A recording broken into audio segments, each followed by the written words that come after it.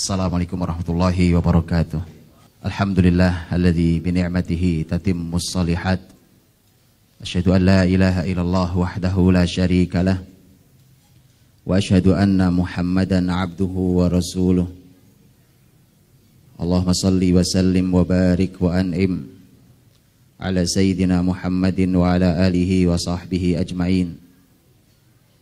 Ya ayyuhalladzina amanu taqullaha haqqa tuqatih wa la tamutunna illa wa antum muslimun. Rabbana taqabbal minna innaka antas samiul alim wa tub alaina innaka antat tawwabur rahim. Amma ba'd.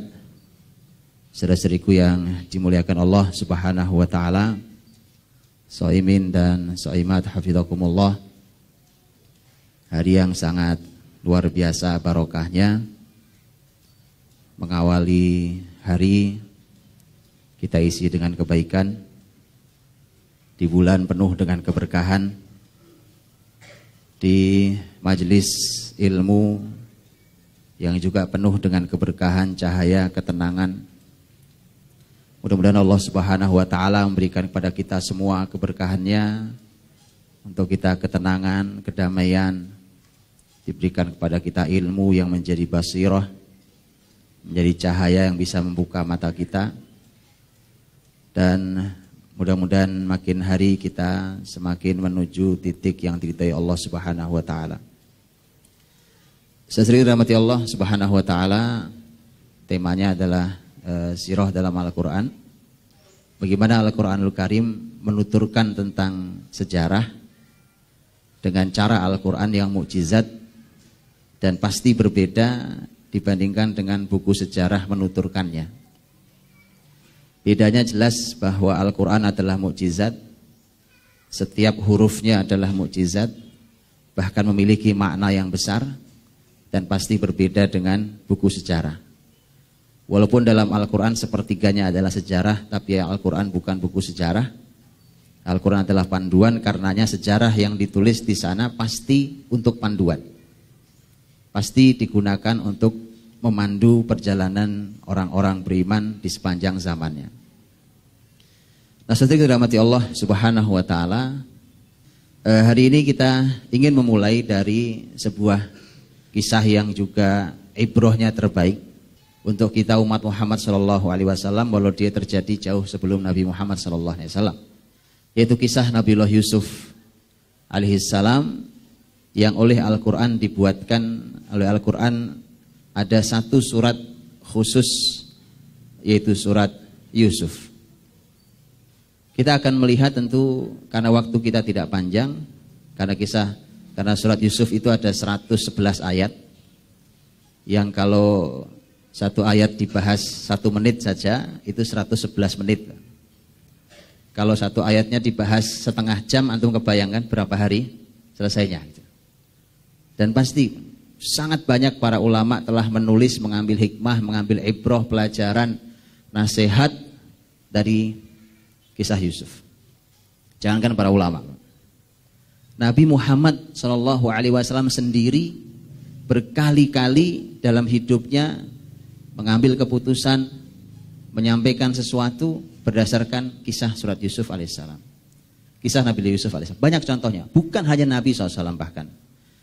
Hingga Ummul Mukminin Aisyah radhiyallahu anha, ketika beliau ditimpa musibah hadithul ifki, kisah tuduhan dusta kepada beliau, maka pun Aisyah radhiyallahu anha mengambil kalimat dari kisah Nabiullah Yusuf alaihissalam.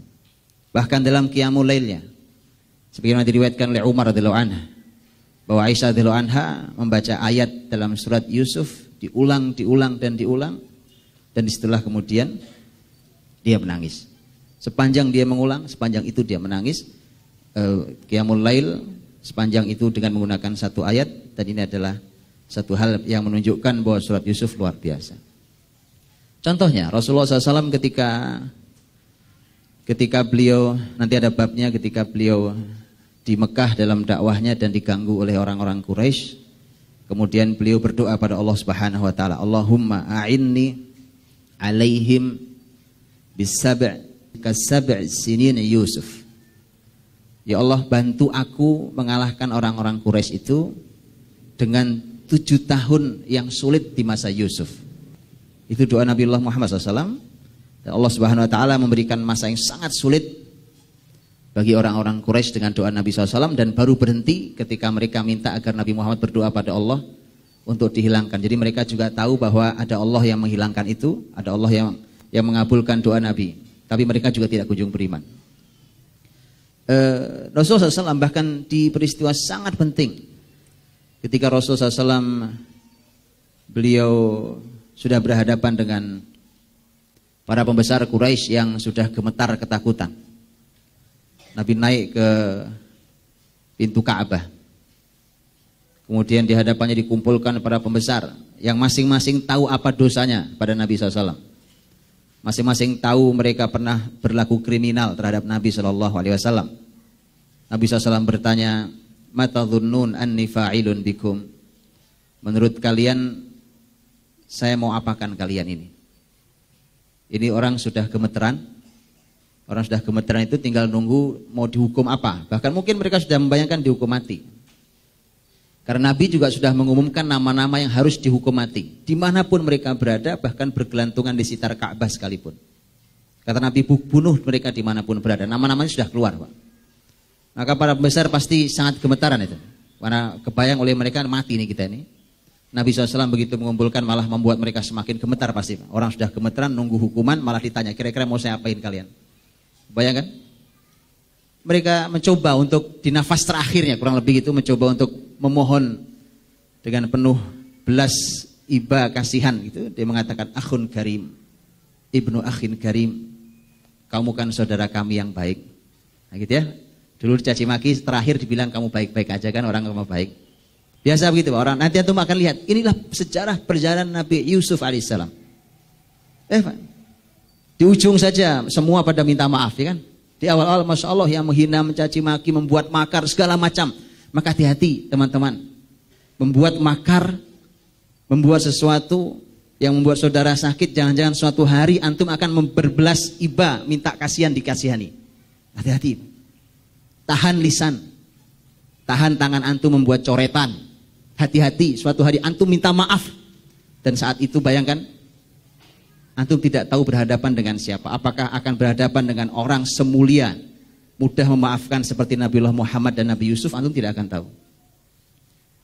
Bertemu dengan orang mulia, maka Nabi Muhammad SAW begitu mendengarkan kalimat para gemeteran, orang-orang yang gemetaran ini, Nabi SAW mengatakan, "Al-yaum aqul kama qala Yusuf li ikhwatih." Hari ini aku akan berkata seperti Yusuf pernah dulu berkata pada saudara-saudaranya. Kan mereka juga saudara-saudara Nabi. Quraisy, sama-sama Quraisy. Yang teman, yang saudara, yang sepupu, yang paman kan. Hari ini saya ingin berkata sebagaimana Yusuf berkata kepada saudara-saudaranya. Dan itu ada dalam surat Yusuf. La tathriba alaikumul yaum yaghfirullahu lakum. Sudah tidak ada lagi kesalahan kalian pada saya hari ini. Mudah-mudahan Allah mengampuni kalian. Idhabu fa antumut tulaqa. Silahkan kalian pergi, kalian semua saya bebaskan. Nabi SAW menukil untuk memaafkan, dan oleh ahli sejarah disebut bahwa ini momentum yang sangat dahsyat yang disebut sebagai al-afu indal maqdirah. Mampu memaafkan saat mampu membalas. Itu enggak sembarang orang, Pak. Antum boleh uji nanti di diri antum, nanti kita sampai di ujung kisah Nabi Yusuf, antum akan bayangkan bagaimana kemampuan ini tidak semua orang punya. Kalau punya itu orang mulia luar biasa, Pak. Dia mampu memaafkan saat seharusnya dia mampu membalasnya. Dan ini dimiliki, dan ini akhlak para nabi. Rasulullah Muhammad SAW, Nabi Yusuf alaihissalam dan seterusnya. Dan bukan hanya itu, Nabi bahkan di akhir hidupnya juga Nabi sempat mengeluarkan tentang kalimat Nabiullah Yusuf alaihissalam ketika Nabi memarahi atau menegur Aisyah radhiyallahu anha karena tidak mau menjadikan ayahnya Abu Bakar sebagai imam saat Nabi sakit dan seterusnya. Silakan baca dalam sirah Nabawiyah. Artinya bahwa dalam kehidupan Nabi dan para sahabat, kisah-kisah ini menjadi panduan hidup mereka. Aisyah radhiyallahu anha ketika tadi saya katakan beliau sedang tertuduh, beliau mengatakan saya tidak bisa berkata apa-apa pada kalian. Saya sampaikan kepada kalian kalimat ayahnya Yusuf. Fasabrun jamil. Wallahul musta'anu ala ma tasifun. Ini sih saya sabar saja, sabar yang indah, sabar yang bagus. Sesungguhnya Allah, hanya kepada Allah lah aku minta pertolongan atas semua yang kalian sampaikan. Ini tentang Aisyah radhiyallahu anha, bahkan menukil kalimatnya ayahnya Nabiullah Yusuf alaihissalam, yaitu Nabiullah Ya'qub alaihissalam. Saya sering dirahmati Allah Subhanahu wa taala. Jadi artinya bahwa betapa kehidupan para nabi, kisah-kisah terdahulu itu menjadi ibrah yang luar biasa. Makanya kalau antum buka di akhir surat Yusuf, Allah berfirman, laqad kana fi qasasihim ibrah liulil albab.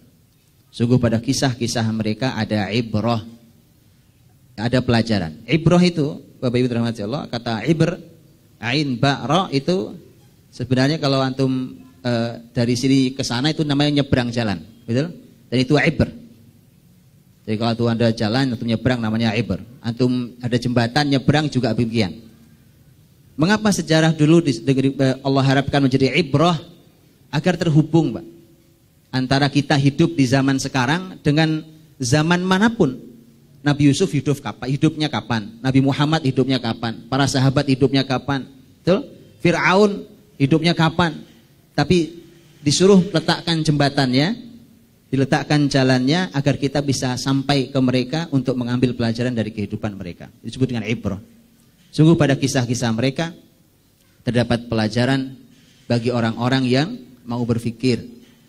Makanya harus berpikir. Dan ini mengakhiri surat Yusuf. Dan mengawali surat Yusuf pun kita diminta untuk berakal. Diminta untuk kita untuk berakal. Karenanya kisah-kisah ini tidak akan bermanfaat sebelum kita menggunakan akal kita. Maka harus orang-orang yang berakal, orang-orang yang mau menganalisa, mau mempelajari, bertanya kepada para ulama sehingga bisa mendapatkan pelajarannya. Hadirin, hafizakumullah. Kita mulai di ayat-ayat ini, tentu saya tidak akan mengurutkan satu persatu. Kita akan lihat beberapa hikmahnya. A'udzubillahi minasyaitonirrajim. Bismillahirrahmanirrahim. Alif lam ra, tilka ayatul kitabil mubin. Inna anzalnahu Qur'anan Arabiyyan la'allakum ta'qilun. Pembukaannya Allah Subhanahu wa taala mengatakan alif lam ra, inilah ayat-ayat dalam kitab yang jelas, yang nyata. Kami turunkan kepadanya Quran yang berbahasa Arab. Mudah-mudahan kalian berakal. Ini menjadi mukaddimah yang luar biasa. Bahwa Allah sampaikan Al-Quran ini Allah pilihkan dengan bahasa Arab. Qur'anan Arabiyya. La'allakum ta'qilun. Para ulama tafsir mengatakan kata ta'qilun, kalian berakal, artinya adalah kalian berilmu. Makanya menjadi satu poin, bahwa tanpa orang mau berakal gak punya ilmu. Dan Quran itu ternyata memang baru bekerja kalau orang mau berilmu dalam kehidupan seseorang. Mengapa? Ini para ulama mengatakan, mengapa harus berbahasa Arab? Memangnya kalau pakai bahasa lain kita tidak bisa berilmu. Karena Qur'anan Arabiyyah la'allakum ta'qilun. Quran yang berbahasa Arab, mudah-mudahan kalian berakal. Memangnya kalau pakai bahasa Indonesia umpamanya kita tidak bisa berakal? Imam Ibnu Katsir rahimahullah taala dalam tafsirnya menjawab luar biasa jawabannya. Saya bacakan jawabannya. Beliau mengatakan wadzalik li'anna lughatal Arab afsahul lughat. Itu dikarenakan, kata beliau, bahasa Arab, bahasanya orang-orang Arab itu bahasa yang paling fasih. Paling fasih bahasanya. Fasih itu artinya mereka punya bahasa yang memang baik, punya landasan yang kokoh dan kuat.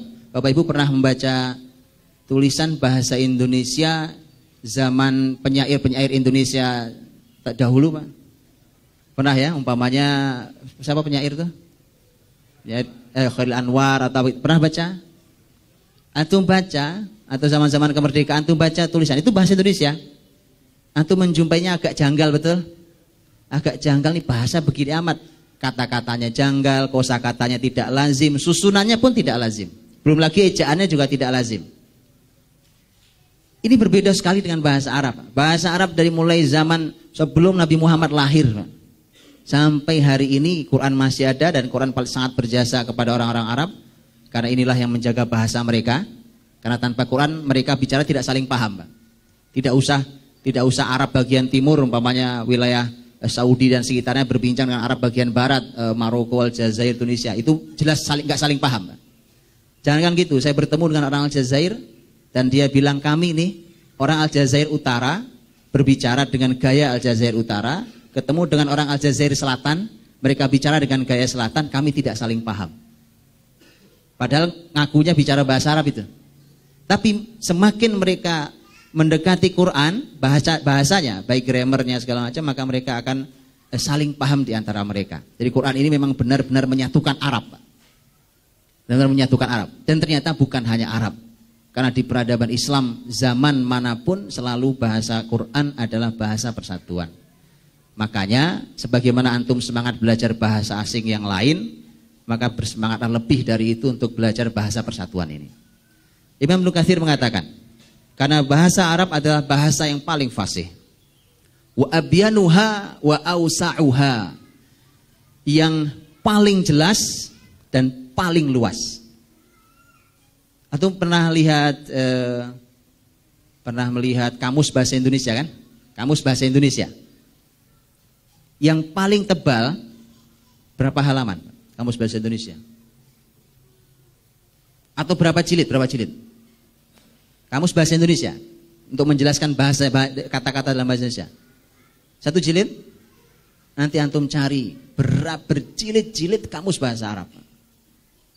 Berjilid-jilid. Bisa puluhan jilid kamus bahasa Arab. Bahasa yang sangat luas. Bahkan mereka bisa mengungkapkan sesuatu, satu hal atau sesuatu dengan sekian puluh nama.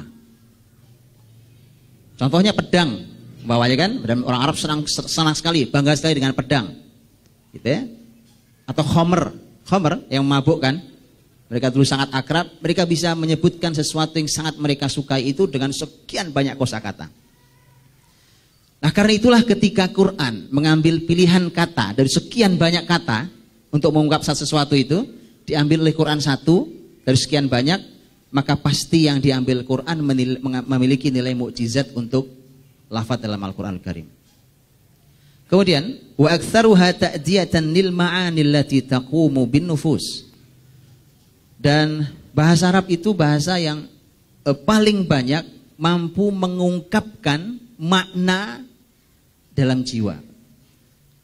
Untuk pernah nggak? Saya biasanya di sini perbandingannya kalau teman-teman yang berbahasa daerah, ada di antara antum yang berbahasa daerah ya, dia akrab dengan bahasa daerahnya, terus nggak jauh-jauh dia berbahasa Indonesia. Baik. Saking tidak ada yang bisa mengungkapkan makna dalam hatinya, akhirnya dia ngomong bahasa daerahnya. Dia bilang, kalau di bahasa daerah saya begini, apa ya bahasa Indonesianya? Ini Pak, enggak pas banget itu. Tidak mampu mengungkapkan apa yang ada dalam jiwa. Dan kata Imam Ibnu Katsir, bahasa Arab bahasa yang paling mampu mengungkapkan apa yang diinginkan oleh jiwa. Jadi tidak sembarang Allah pilihkan bahasa ini menjadi bahasa kitab sucinya, Qur'anan Arabiyyah. Kemudian beliau katakan falihada unzil asyraful kutub bi asyrafil lughat ala asyrafir rusul bisafarah asyrafil malaikah wa kana dzalika fi asyraf biqa'il ard wa fi asyraf syuhuris sanah fakamula lahu syaraf min kullil wujuh. Maka kata Ibnu Katsir rahimahullah, karenanya kata beliau, inilah kitab yang paling mulia yang diturunkan oleh Allah Subhanahu wa taala. Diturunkan dengan bahasa yang paling mulia, bahasa Arab. Diturunkan kepada Rasul yang paling mulia, Rasulullah Muhammad SAW. Dengan perantara malaikat yang paling mulia, malaikat Jibril alaihissalam. Diturunkan di bumi yang paling mulia, di Mekah dan Madinah. Kemudian diturunkan di bulan yang paling mulia, bulan ini, bulan Ramadan. Maka kata beliau, maka sempurnalah kemuliaannya dari semua sisi. Luar biasa yang Ibnu Katsir ketika menafsirkan ayat Qur'anan Arabiyyah la'allakum ta'qilun.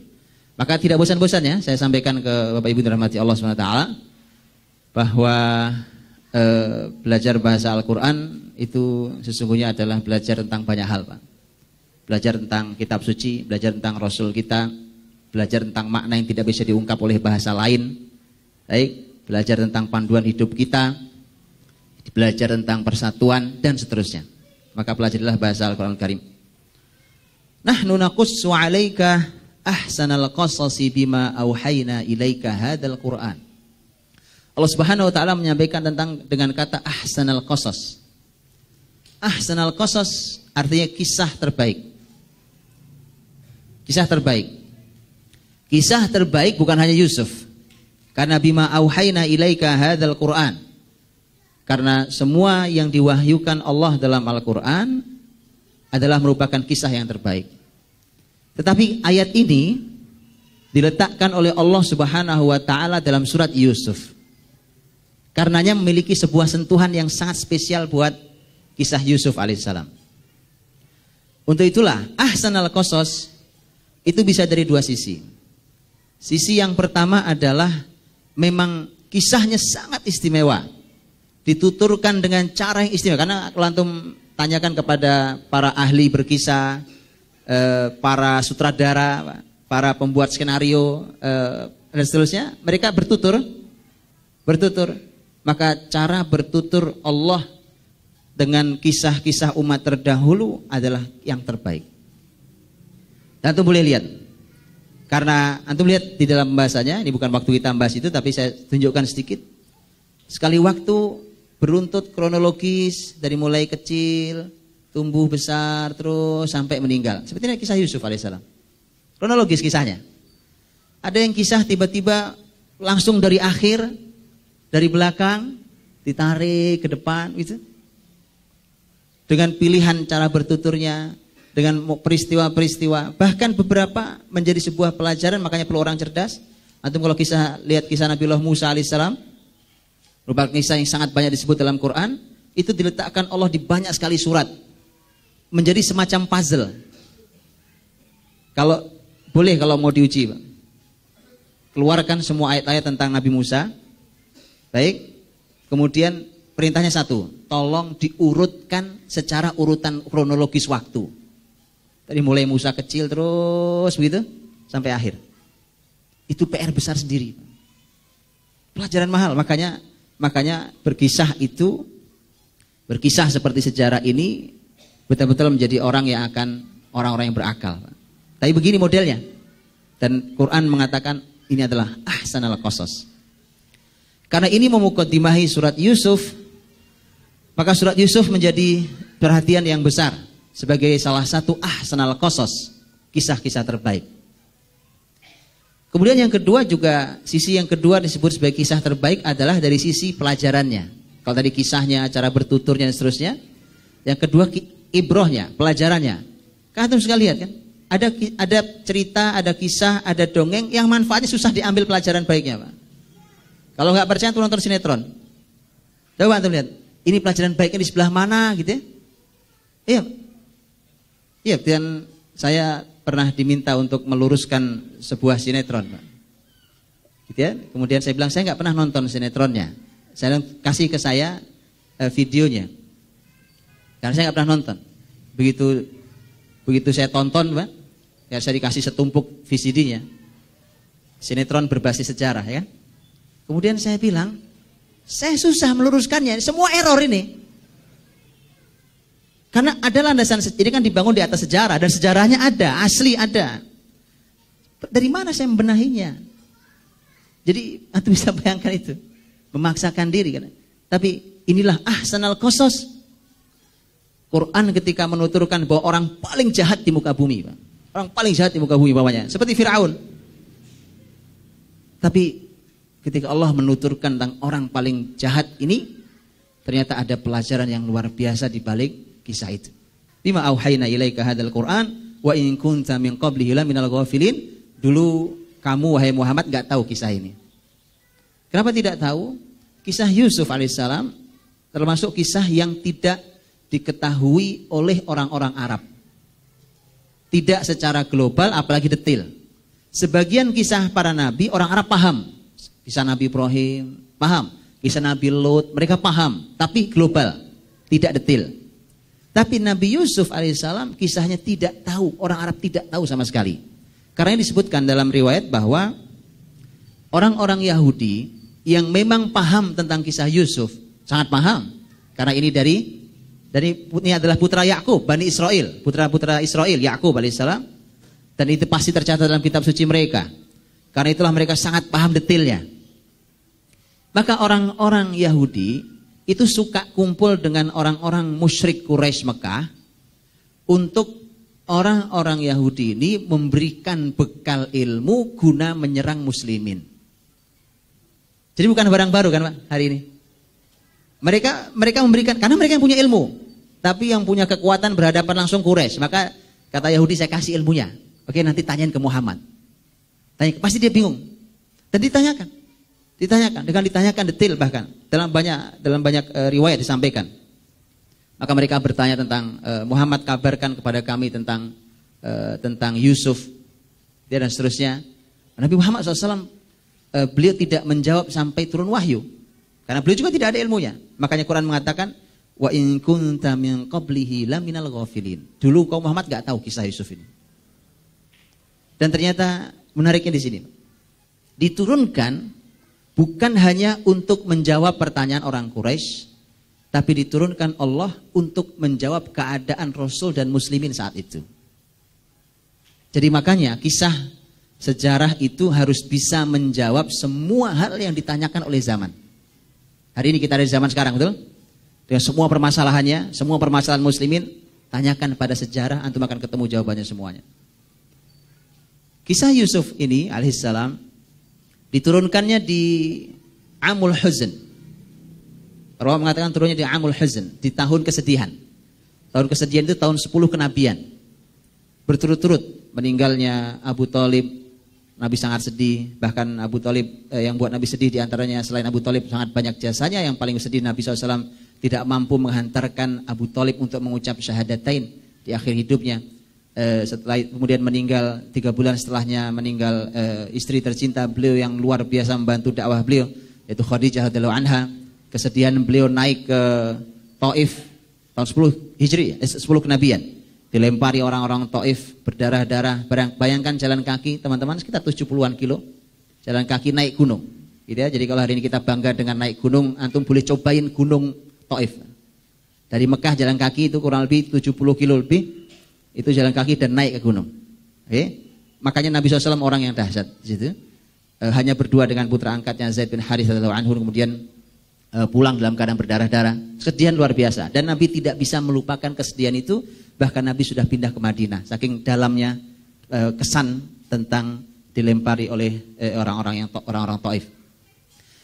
Di saat keadaan sangat sulit itulah turun surat Yusuf.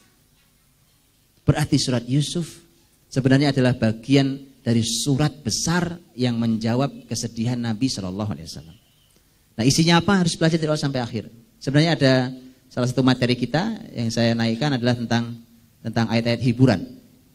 Ayat hiburan untuk Nabi SAW di tengah dakwah Nabi SAW yang sangat melelahkan dan terkadang menyedihkan. Ya, dan ternyata salah satu jawabannya adalah ada dalam surat Yusuf ini. Setelah semua muqaddimah ini, barulah Allah Subhanahu wa taala memulai kisahnya.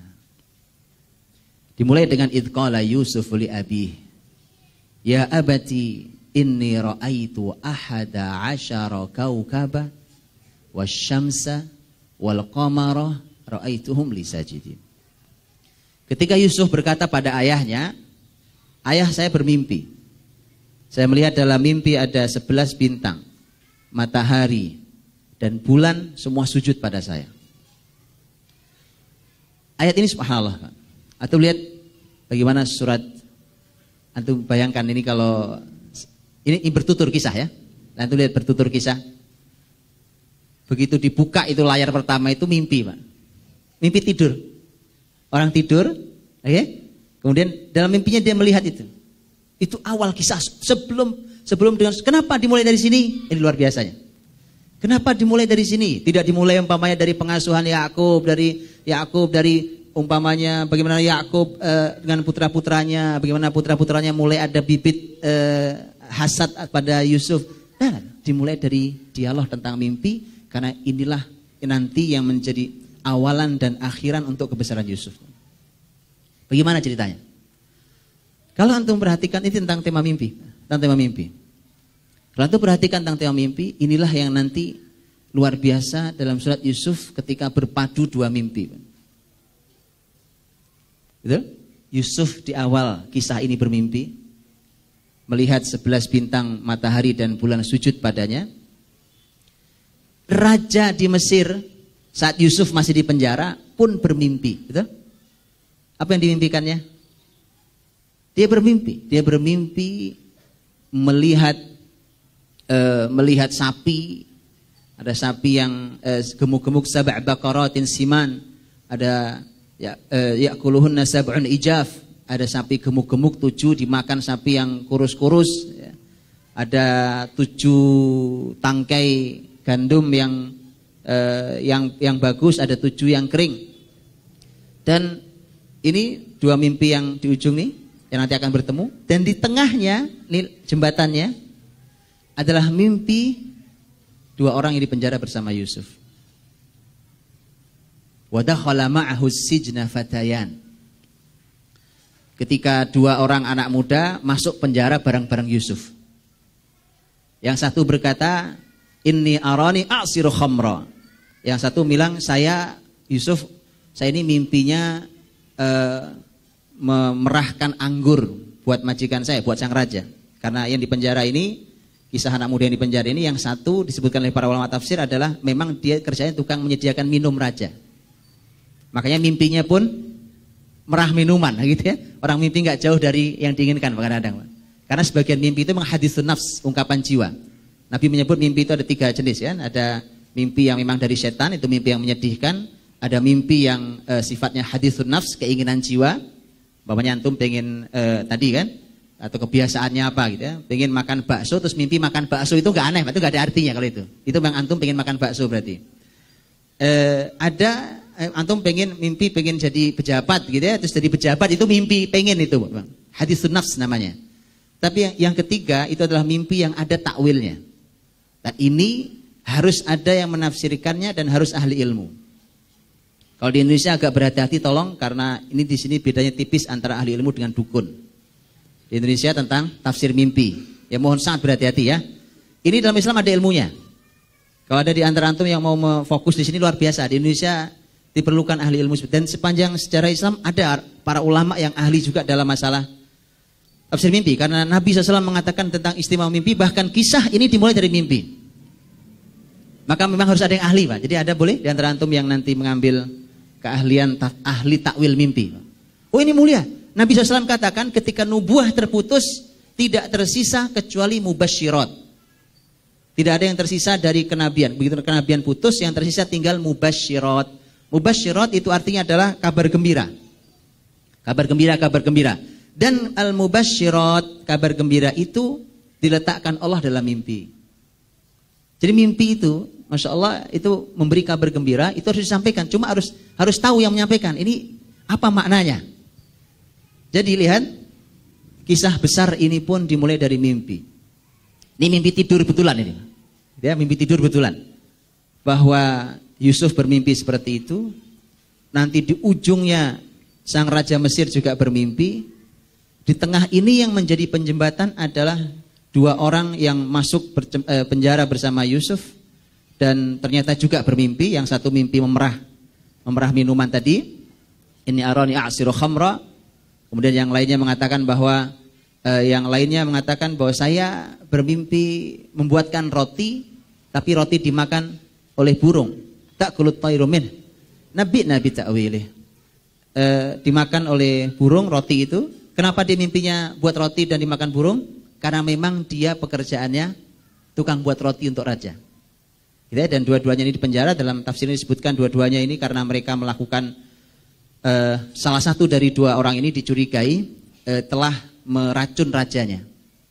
Dia telah meracun rajanya. Disebutkan dalam tafsir ya, bahwa mereka telah meracun rajanya. Kemudian yang aneh memang ada nih kalimatnya di dalam tafsir, bahwa masyarakat ini karena ngelihat pemimpinnya kelamaan menjabat dan sudah bosan masyarakatnya, Pak. Jadi ada masyarakat bosan lihat pemimpinnya. Dia lagi yang naik gitu ya. Kalau pemimpinnya bisa memakmurkan masyarakat, keadilan ditegakkan, nggak ada kata bosan pasti. Pasti mereka akan sayang, bahkan berdoa mudah-mudahan umur Anda panjang, Pak. Pasti ya. Tapi kalau orang sampai bosan kita lihat dia, itu pertanda, Pak. Ini ada masalah. Makanya mulailah dibisiki, udah diracun aja biar cepat mati. Diracun biar cepat mati itu, maka yang paling tepat dibisiki dua anak muda ini. Karena yang satu penyedia minuman, yang satu penyedia makanan. Karena tidak tahu siapa yang membubuhi racun, maka ditangkap dua-duanya, masukin penjara dulu. Gitu dalam kisah tafsirnya. Baik, intinya adalah justru inilah yang menjadi penjembatan ketika Yusuf berhasil menakwilkannya. Nabi ta'wili, kata mereka berdua, Yusuf tolong sampaikan pada kami apa takwil mimpi ini. Nah, inilah yang menjembatani nanti begitu ternyata Yusuf benar-benar mampu menafsirkan mimpi dengan benar. Karena satu orang dihukum mati, tadi yang mimpi si pembuat roti itu yang dihukum mati ternyata dia pelakunya. Adapun yang memerah anggur karena dia bukan pelaku maka dia selamat dibebaskan. Kan Yusuf juga berpesan kepada yang dibebaskan itu, "Udzkurni 'inda rabbik." Nanti kalau kamu keluar tolong ini diceritain ya sama raja. Oh, Yusuf masih di penjara, Pak, enggak keluar-keluar. Gimana cara keluarnya? Sampaikan nanti ke raja tentang ini. Dan lihat bagaimana Allah menakdirkan sesuatu, ketika sesuatu harus terjadi, ternyata Allah berikan mimpi kepada raja. Dan dia perlu seorang ahli takwil mimpi. Dan gak ada yang bisa menakwilkan, karena mimpinya aneh sekali. Mimpi aneh, sapi gemuk dimakan sapi kurus. Apa itu artinya? Maka ketika dia minta pada staf ahlinya untuk menyampaikan apa tafsirnya, mereka hanya menjawab, qalu adghatsu ahlam. Itu sih cuma mimpi kosong, itu gak ada artinya raja. Artinya mereka sih tidak mengatakan tidak ada takwilnya sebenarnya. Mereka hanya mengatakan sudahlah lupakan aja itu. Itu mimpi kayak begitu tuh mimpi aneh itu. Adghatsu ahlam. Makanya mereka juga mengakui wa man nahnu bi ta'wil ahlam bi'alimin, bahwa kami ini tidak punya kemampuan untuk menawilkan mimpi ini. Nah, makalah baru kemudian setelah muncul nama Yusuf, dan inilah yang nanti menjadi salah satu penyebab utama di mana Yusuf dikeluarkan dari penjara. Maka dan ternyata ini pula yang nanti diulang-ulang dalam Quran beberapa kali. Setidaknya ada 3 kali kata takwil al-ahadits. Antum lihat surat Yusuf nanti, antum cari itu ada 3 kata. Ini PR buat antum ya, kan ngajinya 6 kali pertemuan ya. PR buat antum nyari 3 kata takwilul ahadits. Yang artinya adalah tafsir mimpi.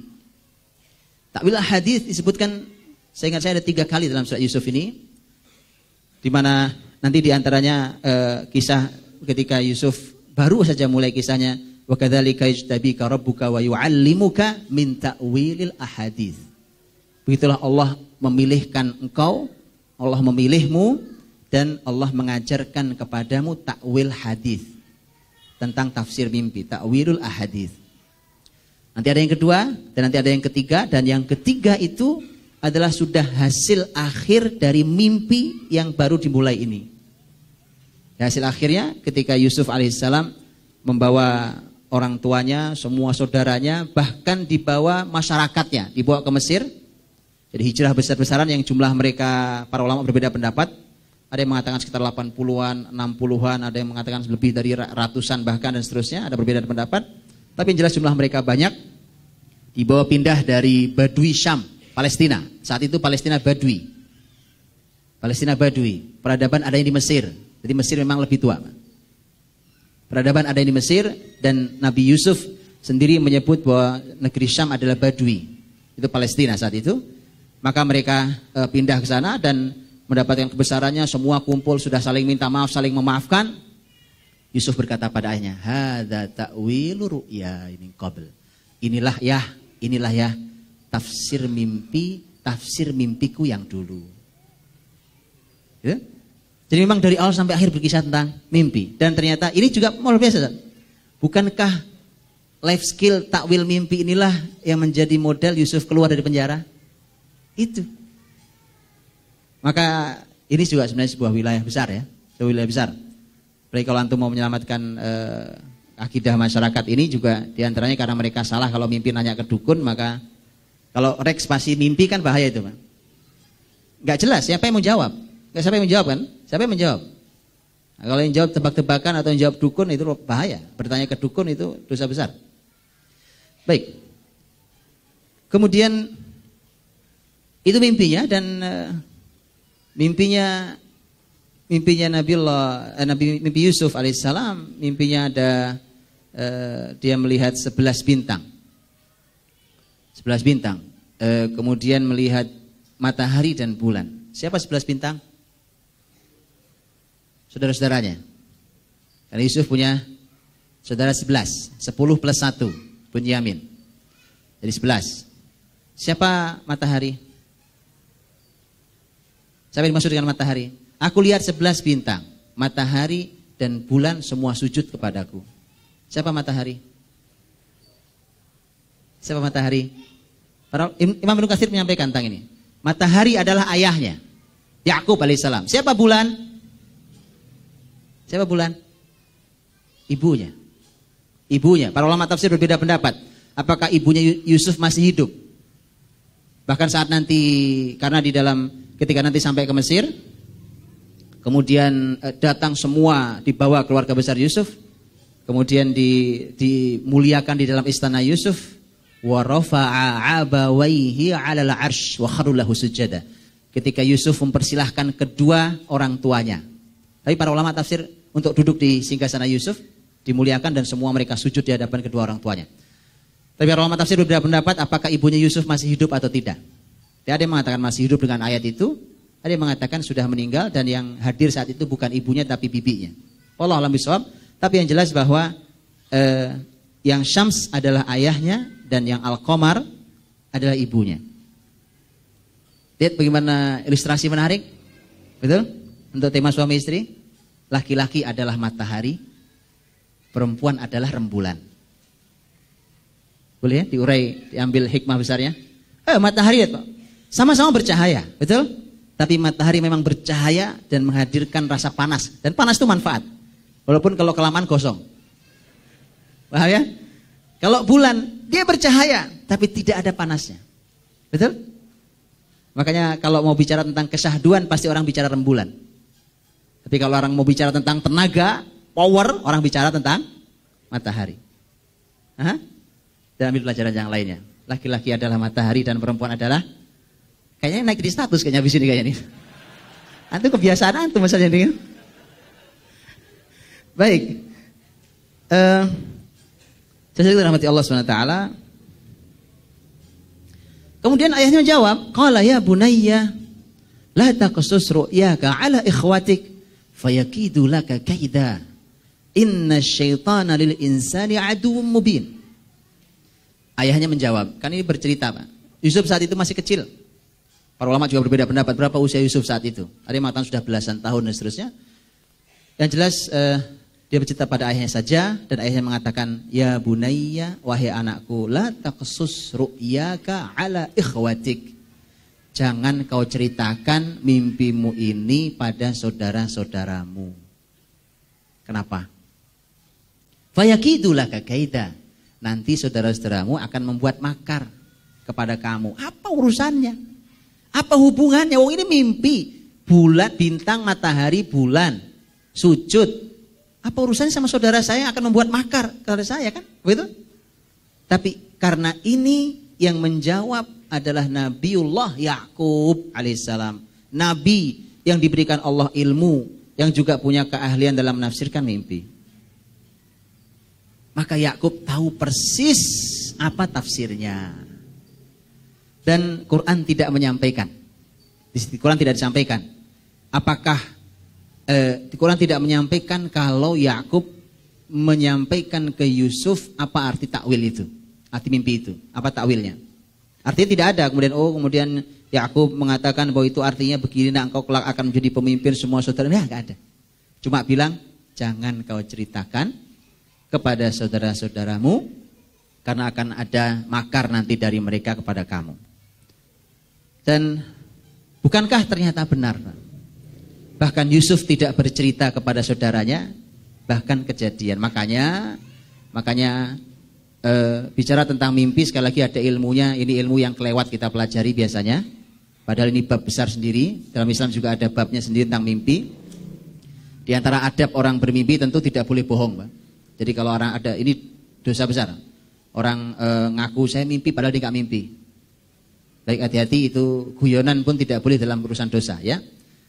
Yang kedua juga di antara adab orang bermimpi adalah tidak boleh menceritakan pada semua orang. Ini kan kepada saudara sendiri, Pak. Saudara saja tidak boleh. Nah, jangan. Jadi harus menyampaikannya hanya kepada orang yang berilmu agar ditakwil dengan ilmu. Dan ini adalah Nabi Ya'qub alaihissalam.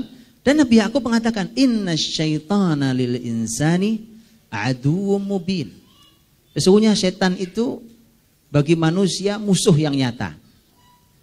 Coba lihat, ini bicaranya orang cerdas begini nih, Pak. Bapaknya Nabi, anaknya cerdas begini cara ngomongnya.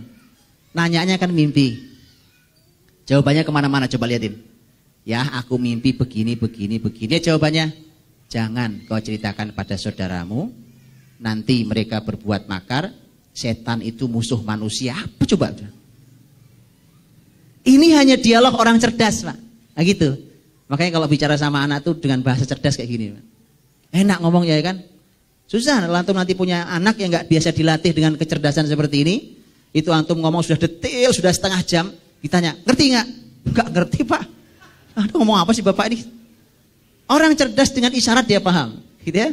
Wallabibu bil isyarati yafhamu, kata orang Arab, ya. Orang cerdas itu pakai isyarat pun paham.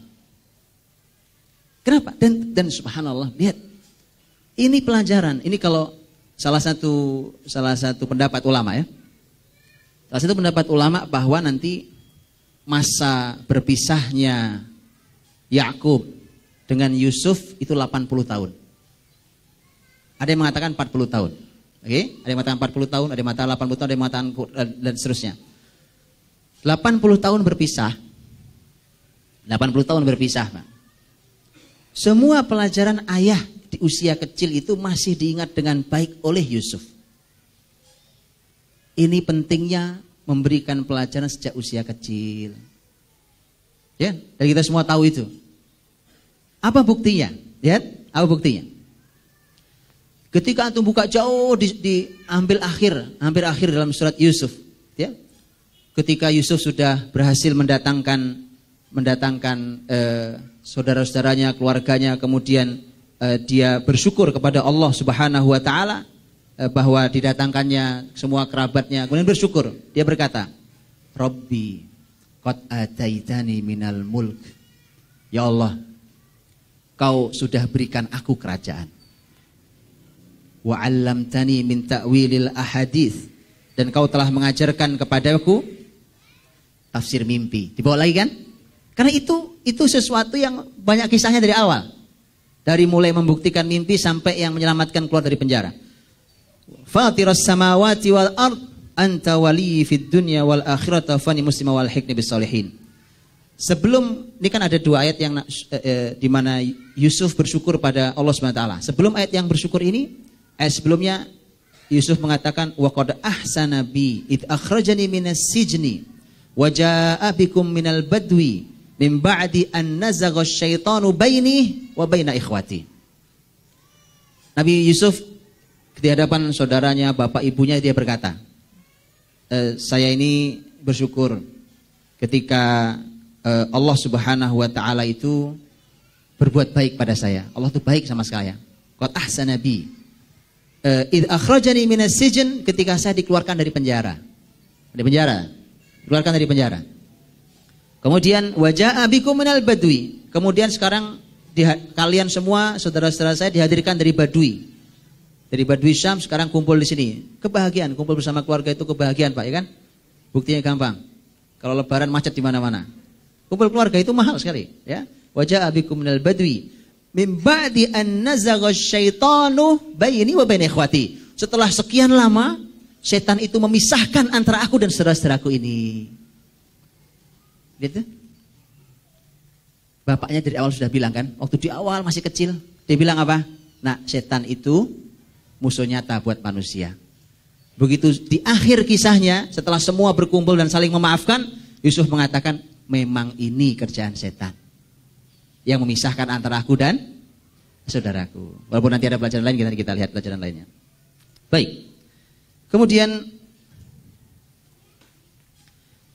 begitulah kemudian Allah Subhanahu wa taala menyampaikan tentang keistimewaan wa kadzalika yajtabika rabbuka yu'allimuka min ta'wil ahadits seterusnya. Mulai dikisahkan laqad kana fi Yusuf wa ikhwatihi ayatul lisailin, bahwa mulailah Allah bercerita tentang ada pelajaran pada kisah Yusuf dan saudara-saudaranya itu bagi siapapun yang mau bertanya. Makanya para ulama mengatakan bertanya itu memang jendela ilmu, bukan jendela ilmu, itu bertanya itu memang kunci ilmu besar. Orang kalau mau dapat ilmu besar nanya. Abdullah bin Abbas radhiyallahu anhuma, sahabat yang luar biasa ilmunya itu, di usia masih sangat muda, beliau ditanya, bagaimana Anda bisa punya ilmu sebesar ini? Jawaban Abdullah bin Abbas, u'titu qalban aqulan wa lisanan sa'ula. Aku dianugerahi Allah hati yang berakal, dan lisan yang sering bertanya. Ya, jadi makanya dunia pendidikan itu istimewa kalau muridnya rajin nanya, Pak. Ya, saya bisa bedakan. Saya kalau masuk ke kampus gitu bawahnya bisa bedakan, Pak. Ini kampus nggak ada gregetnya, ini kampus ilmunya luar biasa. Kelihatan tuh, kelihatan, nggak bisa ditipu. Besok kalau nggak percaya antum undang saya ke sekolah antum, saya tahu. Ya, nah ini payah di sekolah ini. Kelihatan, Pak, orang kelihatan sekali. Karena masyarakat yang berilmu, orang-orang yang cerdas itu pasti dia akan banyak tergelitik di kepala, dia bertanya. Lisan Saul, lisan yang banyak sekali bertanya. Abdullah bin Abbas banyak tanya.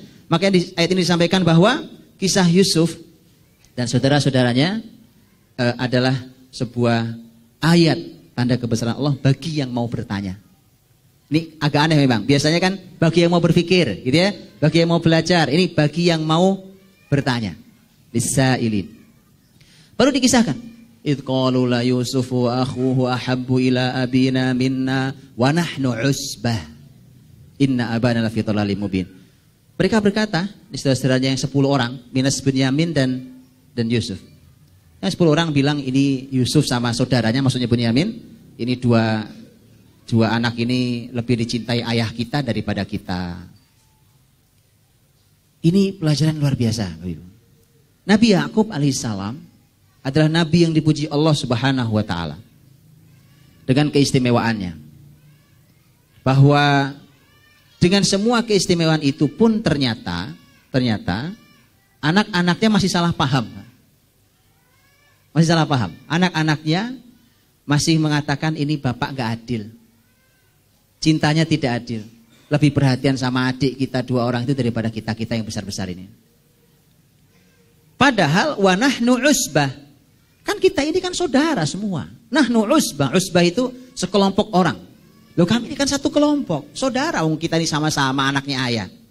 Ayah tidak adil. Makanya di ujung ayatnya mengatakan inna abana lafi dhalalim mubin. Ayah kita ini ada dalam kesalahan yang nyata. Dhalal di situ artinya kesalahan, bukan kesesatan.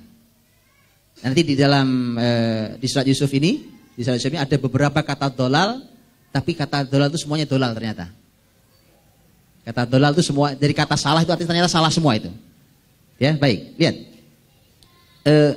Ketika mereka mengatakan itu, memang inilah yang sudah diwanti-wanti oleh Nabi Shallallahu Alaihi Wasallam. Tentu kita tidak mengatakan bahwa Nabi Yakub tidak berbuat adil. Tetapi bahwa ini pelajaran bahwa seorang tua, ayah, ibu harus berlaku adil pada semua anak-anaknya. Dalam masalah urusan fisik, urusan kasih sayang, urusan perhatian, urusan pemberian, segala macam harus adil. Kalimat Rasul jelas. Kata Nabi SAW, bukankah kalian mau mereka kelak juga sama baktinya kepadamu? Kan kita pengennya semua anak baktinya sama, Pak. Anak 1, anak 2, anak 3, semua bakti. Maka berbuatlah adil pada mereka. Agar mereka kelak juga sama. Berbuatnya sama pada mereka. Agar kelak mereka berbuat sama baktinya kepada kita. Dan ini ternyata memang setidaknya ini menjadi pelajaran. Bahkan baru salah persepsi saja, salah anggapan dari anak-anak Yakub, efeknya buruk sekali. Ini hasad antar saudara, itu efeknya sangat buruk. Kan tahu apa kalimatnya? Uqtulu Yusuf, bunuh aja Yusuf. Coba bayangkan, bayang nggak antum? Terbayangkah itu? Gara-gara iri, menurut mereka ayah tidak adil masalah cinta. Mereka sampai mengatakan bunuh saja. Coba bayangkan itu. Itu buruknya hasad. Hati-hati, bersihkan hati dari dengki, hasad. Iyyakum wal hasad. Kata Nabi SAW, jauhi hasad, dengki. Innal hasada ya'kulul hasanati kama ta'kulun narul hatab. Karena hasad itu akan memakan kebaikan-kebaikan sebagaimana api memakan kayu bakar.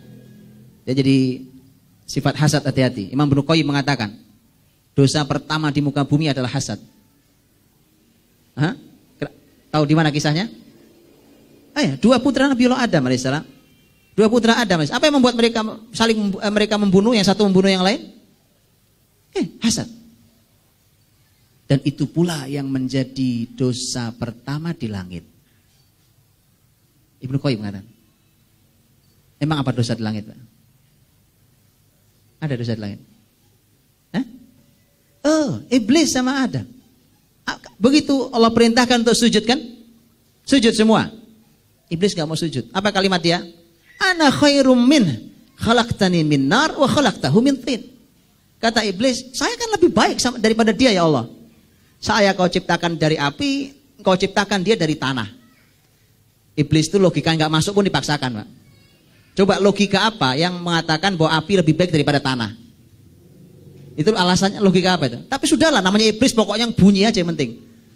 Namanya gitu, sama. Logikanya nggak masuk pun belakangan. Jadi karena hasad itu Allah berikan kemuliaan Adam. Bahkan yang lebih tua iblis disuruh sujud juga. Hasad. Jadi bersihkan hati dari hasad. Dari dengki. Allah sasa. Doakan kebaikan, bukan didoakan agar hilang kenikmatannya, ya. Kalau mau minta sama Allah, ya aku minta sama kayak dia, gitu. Bukan hasad. Ternyata hasad antara saudara itu hasilnya sampai mereka berencana membunuh Yusuf. Sampai pembunuhan loh, Pak. Hasad itu sampai pembunuhan. Padahal ini saudara. Dan ini anak-anak Nabi. Siapa kita? Kita bukan Nabi, bukan siapa-siapa, Pak. Ini anak-anak Nabi. Maka berhati-hatilah minta pertolongan Allah, ya kan? Kalau kita dikasih keluarga yang soleh bersyukur. Yang bersyukur ini Masya Allah kisah anak-anak Nabi nih, Pak. Bersyukur kalau kita dikasih Masya Allah pasangan, dikasih anak-anak yang soleh Masya Allah disyukuri, Pak. Disyukuri, mudah-mudahan Allah tambahkan kenikmatan yang lainnya. Dan kata Usbah itu jadi pasal karet tuh, Pak. Kalau di kita pasal karet tuh. Usbah itu kan artinya tadi kami ini kan satu tim. Artinya satu saudara. Saya semua ya kan, Yusuf, Bunyamin kan sama bapaknya. Yakub. Kenapa bapak bedakan? Kita ini Usbah. Atau melihat beberapa ayat setelahnya ketika muncul juga kata Usbah ketika mereka mencoba untuk meyakinkan Yakub, nggak usah ragu ya, gitu ya, bahwa kami akan menjaga Yusuf. Waktu Yusuf kami ajak bermain saat menggembala nanti, qalu la in akalahu dzi'bu wa nahnu usbah. Waktu ayahnya menyatakan, aku khawatir nak, khawatir nanti Yusuf dimakan serigala. Mereka bilang, gak usah khawatir ya, gak usah khawatir dimakan serigala karena kami usbah. Jadi usbah ini oleh kami ini kan satu keluarga, ya kan, satu saudara. Jadi di awal usbah digunakan untuk melegitimasi hasad, melegalkan hasad. Usbah yang di sini digunakan untuk meyakinkan ayahnya betapa ukhuwah kami erat. Bohong kan? Itu usbah itu, Pak. Kita ini kan satu tim, ya kan? Itu kalimat gitu, Pak. Di satu sisi itu digunakan untuk perang, di satu sisi digunakan untuk mengatakan kita akan teman dengan saudara, ya. Usbah. Wa nahnu usbah. Inna abana lafi dhalalim mubin. Dan kata dhalal di ayat ini artinya adalah kesalahan, bukan kesalahan. Jadi mereka mengatakan ayah kita salah nih. Salah, jelas-jelas salah ini. Kalau sampai mencintai Yusuf dan saudara kita lebih daripada kita. Dan ternyata nanti juga kata dhalal dipakai artinya salah dalam ayat ini, bukan sesat. Juga ketika para wanita menyebarkan gosip bahwa istri sang penguasa ternyata tergoda oleh budaknya, itu Yusuf. Mereka mengatakan bahwa innala naraha fi dhalalin mubin, menurut kita ini istri penguasa kita ini jelas-jelas dhalal. Ini jelas salah. Salah yang nyata. Ketika Yakub alaihissalam mengatakan bahwa innila ajida riha Yusuf, saya mencium aroma Yusuf, itu anak-anak cucunya bilang, innaka lafi dhalalikal qadim. Dolal lagi. Ayah ini masih aja dalam dolal yang dulu. Ayahnya kok nggak berhenti ingat Yusuf ya kan? Itu salah ya, dolal. Ya, dan tiga-tiganya ini masalah semua. Ini yang saya sebut dengan ini 3 dolal yang tiga-tiganya dolal, Pak. Kan? Karena di sini mereka menganggap ayahnya salah, ini salah mereka. Ya kan? Kalau yang wanita tadi dianggap salah itu ada benarnya tapi ada salahnya. Nanti ada salah yang saya ungkapkan waktu sampai di ayat itu. Adapun yang mereka mengatakan bahwa kata Yakub aku mencium aroma Yusuf, gitu ya, itu ketika mereka tidak percaya, mereka juga salah. Padahal mereka tahu ayah mereka adalah nabi. Baik. Kemudian begitulah sampai kisahnya kita tahu bahwa kemudian Yusuf dibuang ke sumur. Akhirnya mereka sepakat kan, qala qailum minhum la taqtulu Yusuf. Masih ada yang ini namanya hubungan emosional persaudaraan. Nanti di ayat berikutnya nanti ketika Yakub bicara ada hubungan emosional keayahan. Ini manusiawi. Ternyata ada juga yang nggak tega. Jangan bunuhlah, maksud dibunuh ya kan? Jangan bunuh. La taqtulu Yusuf. Gak usah dibunuh, tapi buang aja ke sumur. Nanti kan kalau ada orang lewat. Jadi dia masih berharap saudaranya selamat. Cuma yang penting jauh dari wajah ayah. Itu yang penting. Pokoknya jauhkan dari wajah ayah kita nih. Yakhlulakum wajhu abikum. Pokoknya jauh dari wajah ayah. Dia maunya udah dibuang. Akhirnya mereka sepakat pada yang lebih rendah ini. Bukan bunuh. Alhamdulillah ya kan. Pokoknya gak usah khawatir Pak. Kalau antum ditakdirkan oleh Allah tertentu, antum tidak meninggal sampai takdir itu terjadi pada diri antum. Gak usah khawatir. Ini kan rencananya harusnya mati kan. Tapi gak mati karena Yusuf masih punya sejarah panjang kebesarannya. Dan Yusuf masih harus hidup. Setidaknya dari peristiwa ini hidup lebih dari 100 tahun menurut sebuah riwayat. Setelah peristiwa ini. Setelah peristiwa hasad ini itu disebutkan Yusuf setidaknya kurang lebih dari 100 tahun hidupnya. Makanya nggak mati karena memang takdir Yusuf masih harus mengalami kebesaran-kebesaran. Dan ini pula yang membuat Yakub 80 tahun tetap sabar dan yakin Yusuf masih hidup. Apa sebabnya? Kan sudah nggak ada berita. Kan coba sekarang, mohon maaf, saudara-saudara. Umpamanya ada peristiwa kecelakaan. La qadarullah terjadi kecelakaan yang berlalu, ya kan? Umpamanya pesawat Malaysia itu sampai sekarang nggak ketemu itu. Kan orang akhir sudah gitu ya. Yang semua berita yang ada sudah banyak yang menyerah dan mati mereka sudah meninggal semua. Padahal baru berapa itu? Peristiwanya kapan peristiwanya? Yakub bertahan 80 tahun yakin Yusuf masih hidup. Ini bukan sekedar yakin, kalau yakin itu emosional Pak. Yakin dalam makna emosi bukan. Yakub memiliki ilmu bahwa Yusuf masih hidup. Ini enaknya orang punya ilmu. Hidup itu gak tebak-tebakan Pak. Dan nyaman, ya sudah. Kalian mau bicara apa, ya kan? Ayah yakin Yusuf masih hidup. Karena ada ilmunya. Ini ilmunya. Karena mimpi Yusuf dengan sangat jelas takwilnya. Belum kejadian loh, kan anak itu hilang. Belum kejadian, 11 saudaranya bahkan bapak ibunya Syams wal Qamar semua sujud di hadapan dia. Belum kejadian itu. 80 tahun berpisah, nah pasti dia masih hidup. Karena belum kejadian ini. Dan takwil ini jelas benar. Ya, itu pakai ilmu Pak. Maka ujungnya nanti Yakub begitu dapat bajunya Yusuf semelek gitu ya, bisa melihat lagi dia melihat. Kan aku udah bilang ke kalian semua bahwa aku tahu apa yang tidak kalian tahu, tuh. Itu setelah 80 tahun Pak, ya Allah, lihat. 80 tahun memendam kalimat itu Pak. Antum tahu itu, makanya yang sabar nggak apa-apa. Kadang-kadang kalimat itu perlu keluarnya sekian puluh tahun ke depan nggak apa-apa. Aku kan udah bilang, ya kan? Ayah nih punya ilmu yang kalian tidak punya ilmunya. Itu 80 tahun berikutnya baru sahabat. Yang sabar ya nggak apa-apa. Sabar itu. Baik. Ya, ketika mereka kemudian menjual Yusuf segala macam dan kemudian dijual dan seterusnya. Wa qala alladzi ishtarahu min Misra limra'atihi akrimi mathwah. Ketika Yusuf dibeli oleh keluarga istana itu, kemudian sang raja berkata pada istrinya, akrimi mathwah. Muliakan anak ini. Ya, muliakan anak ini, asa ayyan fa'ana, mudah-mudahan anak ini manfaat buat kita.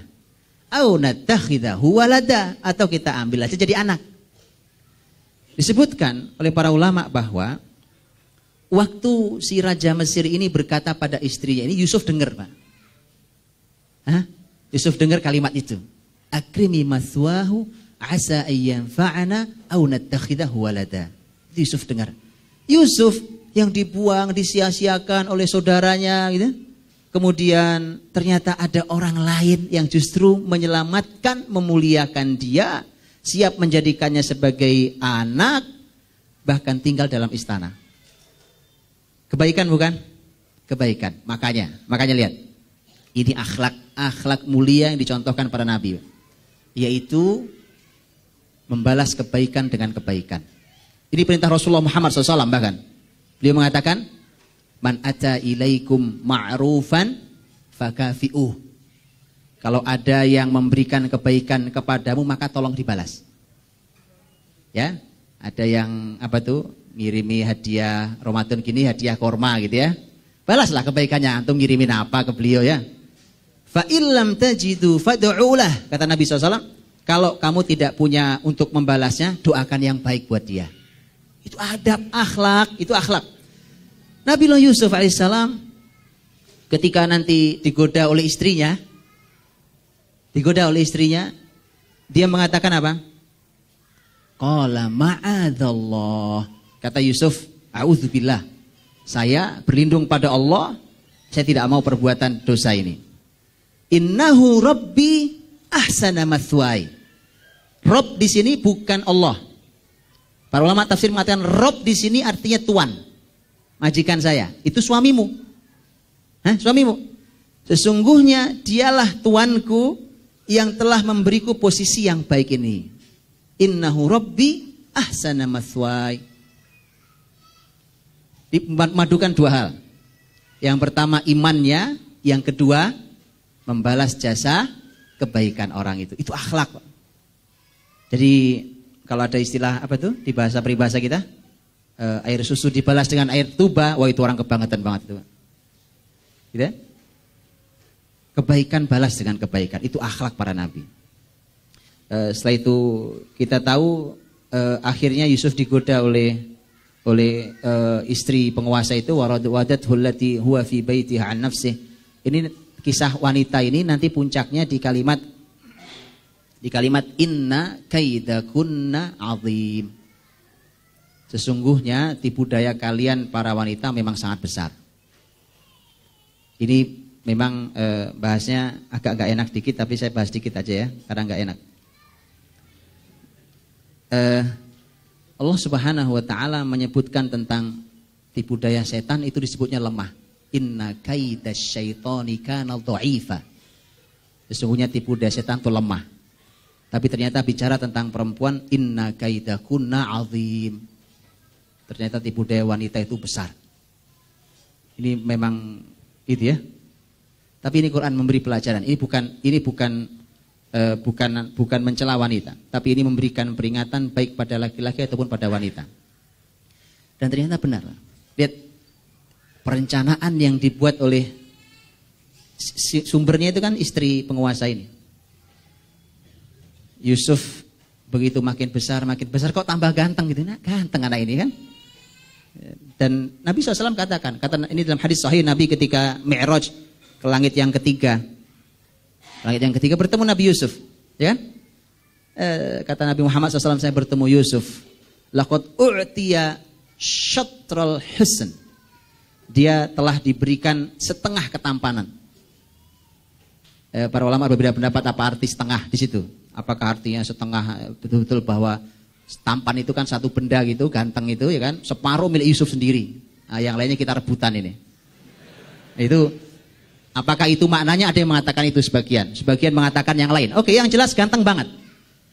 Antum cari orang paling ganteng hari itu nggak ada apa-apanya itu ya, nggak ada apa-apanya ya. Antum cari orang ini ganteng sekali, nggak ada apa-apanya itu.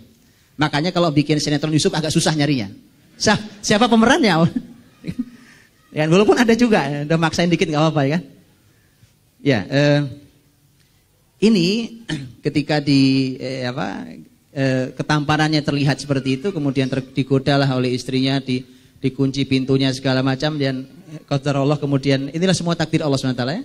Begitu Yusuf nggak mau, Yusuf lari dikejar, kemudian begitu wa alfaya sayyidaha ladal bab, kemudian ketemu tuannya, suaminya si istri ini di depan pintu dikunci. Yusuf bajunya robek dari belakang kan, begitu buka gitu, kaget gak? Luar biasa kaget, betul? Kebayang gak bagaimana ekspresi perempuan kaget? Tapi karena perempuan itu canggih, Pak. Canggih dalam bab ini.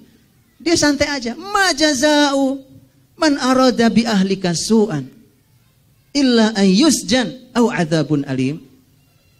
Coba suamiku, apa nih balasan orang yang mau berbuat jahat pada istrimu? Coba. Yang jahat siapa, yang dituduh siapa? Seketika dia bisa membalikkan. Ada orang yang gugup itu langsung geragapan, kelihatan ya. Dia pandai itu. Apa balasan orang yang mau berbuat jahat? Ini kalau nggak dipenjara harus siksa nih orang nih. Yusuf hanya mengatakan bahwa dia yang goda saya, dan seterusnya sampai dibuktikan. Yang menjadi masalah adalah ketika sudah diketahui bahwa ternyata Yusuf benar. Dalam kisah kita tahu wa syahida syahidum min ahliha, ketika ada yang memberikan saksi segala macam tentang baju itu, dan kisah baju ada 3 baju di dalam kisah Yusuf. Nanti ada yang mau nyampaikan ya? Ada 3 baju dalam kisah surat Yusuf, dan 3-3-nya istimewa. Jadi kisah itu berputar pada mimpi, baju, ya kan? Luar biasa ini, Pak. Luar biasa. Atau ini orang-orang yang biasa ini tahu membuat ilustrasi ini.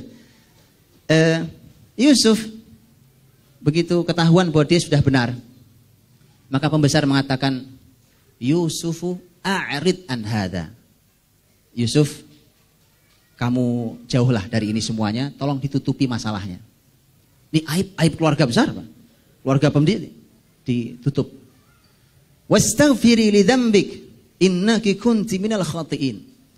Kata suaminya kepada istrinya itu, kamu istighfar. Kau minta ampun. Karena kamu yang salah. Di sini Yusuf alaihissalam diminta untuk menutup, tapi ternyata kebongkar juga. Yusuf penutupnya. Sudah itu aib. Ditutup, ternyata kebongkar juga. Mudah-mudahan Allah lindungi aib kita, mudah-mudahan, karena Masya Allah ini sebagaimana doa yang diajarkan Nabi Muhammad SAW. Allahumma astur aurati wa amin rawati. Ya Allah, tutuplah aibku dan berikan rasa aman pada rasa takutku. Karena tidak ada di antara kita yang tidak punya salah. Maka mintalah ditutup Allah SWT. Allahumma astur aurati wa amin rawati. Memang di tafsir di Ibnu Katsir ada kalimat singkat gitu, tapi luar biasa, Pak. Ketika beliau mengatakan, mengapa ya kok suaminya si pembesar itu kok kelihatannya nggak terlalu marah gitu ya? Kayaknya gampang, udah kamu minta maaf, karena kamu salah. Kebayang nggak para ayah, para laki-laki kalau istrinya tiba-tiba begitu? Kebayang kan? Kebayang, Pak. Ini kenapa bisa begitu? Ibnu Katsir mengatakan ada 2 kemungkinan. Kemungkinan pertama, memang si raja ini orangnya lembut sekali. Kalau ini keistimewaan. Tapi kemungkinan yang kedua ada. Karena istrinya pun tahu aib suaminya. Yang istrinya nggak akan sabar juga ngeliat itu. Sudahlah kalau gitu sama-sama kita kan. Sudah selesai kan. Tapi kemudian akhirnya berita tersebar juga di seluruh wa qala niswatun fil Madinah imra'atul aziz turawitu fataha an nafsiha qad syaghafaha hubba. Ternyata kata para wanita ini jadi bahan gosip. Jadi ini menjadi gosip istana, ya kan, gosip kota. Jadi dulu gosip itu memang penyakit wanita ternyata di ayat ini. Mereka menggosip bahwa ini ternyata ternyata istri penguasa kita ini tertarik sama budaknya. Ternyata. Atau coba lihat. Yang dikomentari oleh para wanita di zaman itu bukan rencana zinanya, tapi dia nggodain budaknya. Kenapa? Para ulama katakan karena itu masyarakat kafir. Masyarakat kafir zina biasa aja kali. Tapi ini kan gak kelas kali gitu. Ini gak kelas, Pak. Gak kelas, masa tertarik sama budaknya. Maka muncul kembali tadi makar wanitanya muncul lagi itu, putri istri penguasa itu muncul lagi makarnya. Kemudian diundang mereka, kita tahu, diundang mereka apa segala macam. undang makan. Makar, gak ada yang tahu kalau itu makar juga. Undang, datang, kumpul ya kan, diundang di istana, ya. Kasih pisau, kasih buah kan. Kemudian dia berkata, qalat ikhruj alaihin. Yusuf keluar. Dia tak isengnya. Yusuf keluar, Pak. Yusuf keluar. Falamma ra'ainahu akbarnahu wa qatta'na aydiyahun wa qulna hasya lillah ma hadza basyara in hadza illa malakun karim. Dia mengatakan begitu ngelihat semua wanita ngelihat Yusuf keluar itu, wah mereka sampai ini bukan manusia, ini sambil motongin tangan ya, ini bukan manusia, ini malaikat. Dari mana mereka tahu itu malaikat? Apa mereka pernah lihat malaikat? Itu bukti bahwa sejak zaman dulu orang memahami malaikat adalah gambaran kesempurnaan. Dan orang memahami setan adalah gambaran keburukan. Makanya buat mereka pokoknya kalau istimewa itu malaikat aja. Jadi, walaupun mereka orang nggak tahu itu malaikat. Ini malaikat. Apa jawabannya? Wanita ini mengatakan qalat fadzalikal ladzi lumtunnani fi. Nih. Ini nih laki-laki yang kalian gosipkan saya itu. Dia mengatakan, kamu lo ngelihat baru sekali udah motongin jari masing-masing. Lah aku lo tiap hari ngeliatin dia. Itu ditafsir ditulis itu, kalimat itu ditulis Bang. Anu buka tafsir. Ditulis kalimat itu bahwa kamu kan baru sekali ngeliat Yusuf sekali kau lihat udah motongin tangan lo coba. Itu ngeliat sekali motong tangan, lihat 5 kali motong leher kalimat itu. Ya, fadzalika alladzi lumtunnani fi.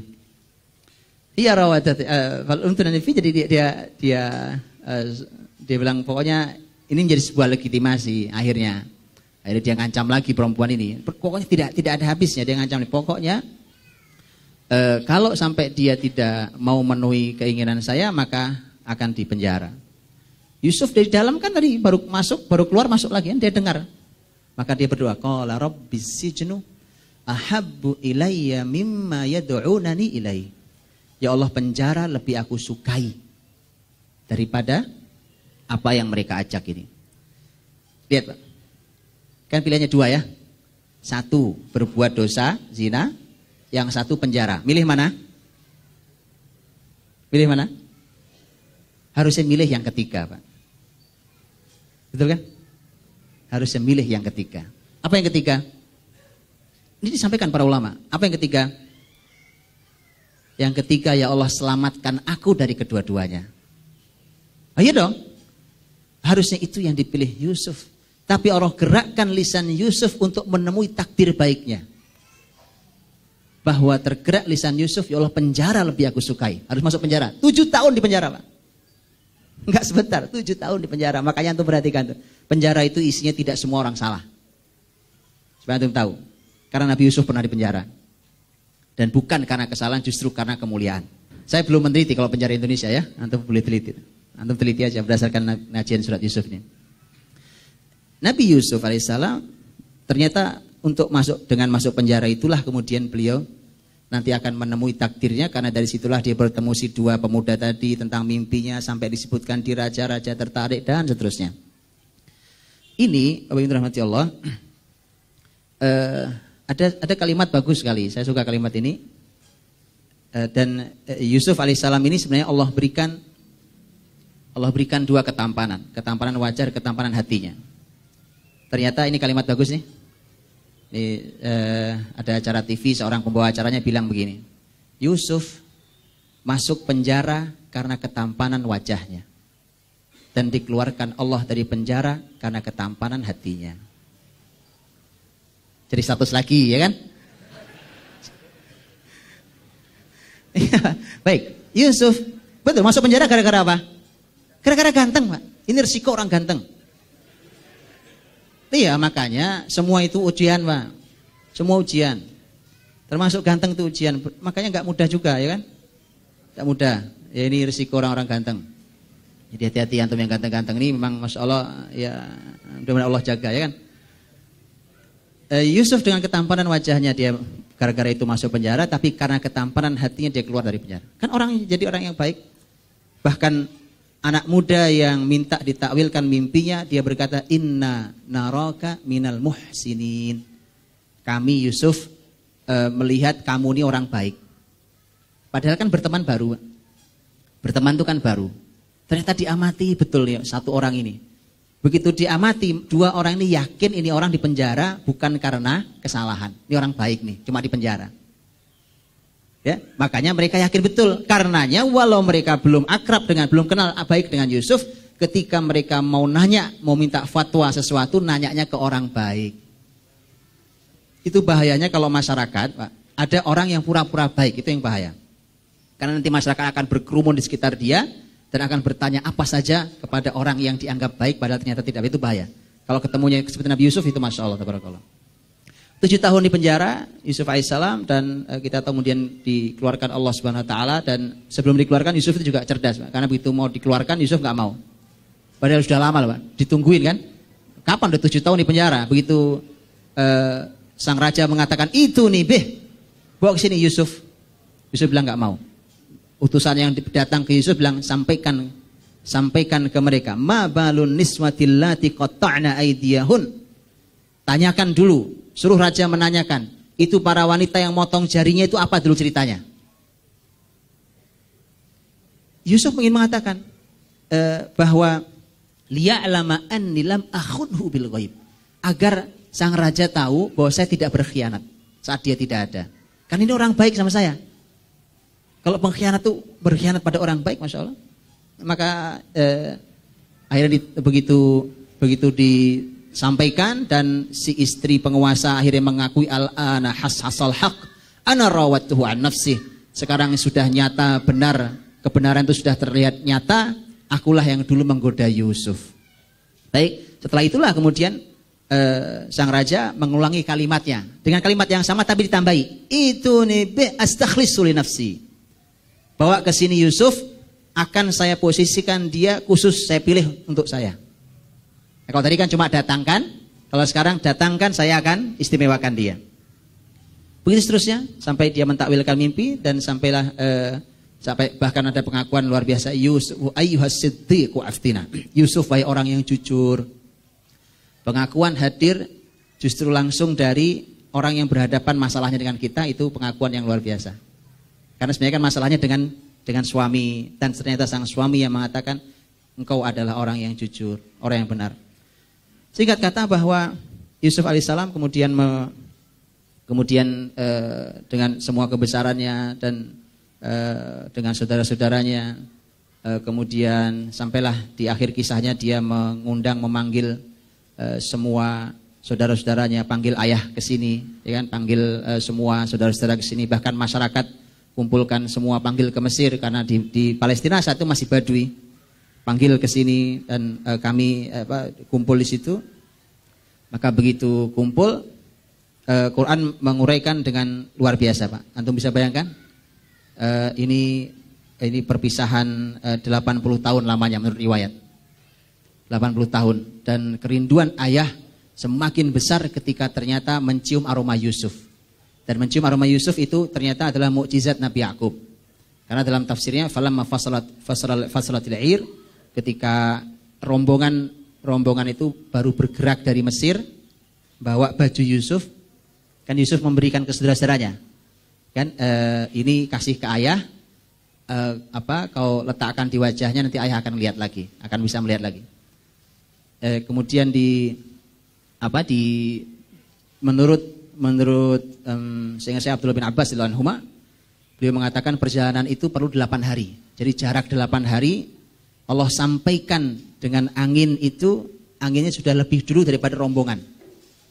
Angin berangkat lebih dulu. Begitu. Dan itu ternyata hanya Yakub yang bisa menciumnya. Maka Yakub bisa mencium aroma Yusuf padahal masih 8 hari sampainya. 8 hari lagi sampainya. Kemudian makanya dia mengatakan innila ajidari Yusuf. Aku bisa nyium aroma Yusuf. Gitu ya. Jadi ini bapak yang luar biasa sampai hafal aroma anaknya, Pak. Gitu ya, para ayah yang hafal aroma padahal anaknya 12. Ya kan? Ya, kita suruh nyiumin nanti satu-satu, Bu, suruh nyium, bapaknya suruh nyium, hafal apa enggak anak pertama, anak kedua, ya kan? Ya, termasuk saya enggak hafal aja ya. Ini luar biasa, Yakub luar biasa. Yakub alaihissalam tahu yang mana ini Yusuf, ini aroma Yusuf nih. Dan itulah kemudian Yusuf dan ternyata benar. Bahkan Yakub sampai mengatakan juga, ya itu kalau saya nyium aroma Yusuf, Laula antufannidun, itu pun kalau kalian percaya dan kalian tidak nuduh saya sudah pikun. Kalian tetap nggak percaya juga kan? Bener aja nggak percaya kan? Ayah ini tafta'u tadhkuru Yusuf. Ayah ini masih aja nginget-nginget Yusuf. Udahlah ya kan? Masih aja Yusuf. Karena ayahnya punya ilmu dan yakin Yusuf hidup. Dan benar. Kemudian ayahnya melihat dan bisa melek kembali. Ini luar biasa ini gitu ya. Dan setelah itulah maka dibawa. Lihat pertemuan luar biasa. Pertemuan setelah perpisahan puluhan tahun lamanya. Falamma dakhalu ala Yusuf awa ilaihi abawai. Ini para ulama tafsir ada perbedaan pendapat tafsirnya, tapi di antara tafsir mengatakan bahwa ketika rombongan ini datang, disebutkan Yusuf sebagai seorang menteri menjemput ayahnya di luar kota Mesir. Ketika dengar bahwa sudah dekat, dijemput. Ini adab luar biasa pada orang tua dan saudara, kerabat. Bahkan disebutkan saat itu sang raja langsung memberikan titah bahwa ikutlah kalian semua para menteri keluar bersama Yusuf menjemput Nabi Yakub alaihissalam. Karena itu Nabi. Ya, dan bahkan disebutkan rajanya pun ikut keluar menjemput itu. Makanya begitu pertemuan awa ilaihi abawai. Bahkan kemudian Yusuf memeluk kedua orang tuanya. 80 tahun berpisah. Lalu dipeluk orang tuanya. Kemudian Yusuf mengatakan, qala dkhulu Misra insyaallahu aminin, silahkan masuk ke Mesir, kalian semua aman. Masuk ke Mesir. Masuk ke istananya, didudukkan di singgasana. Wa rafa'a abawaihi 'alal 'arsy. Dan kedua orang tuanya didudukkan di arsy, tempat duduk. Wa kharru lahu sujada, dan semua sujud. Saat itu sujud disebutkan oleh para ulama bahwa sujud adalah merupakan syariat yang saat itu masih boleh. Masih boleh, tetapi sampai Nabi Isa. Tapi di zaman Nabi Muhammad SAW sujud sudah tidak diizinkan kecuali hanya kepada Allah Subhanahu wa taala. Kalau dulu sebagai penghormatan pada yang tua sujud. Kalau di zaman umat Nabi Muhammad SAW dilarang. Mu'adz bin Jabal pernah sujud di hadapan Nabi, kata Nabi SAW tidak boleh sujud. Salman pernah sujud di hadapan Nabi, kata Nabi sujud hanya untuk Allah Subhanahu wa taala. Gitu ya.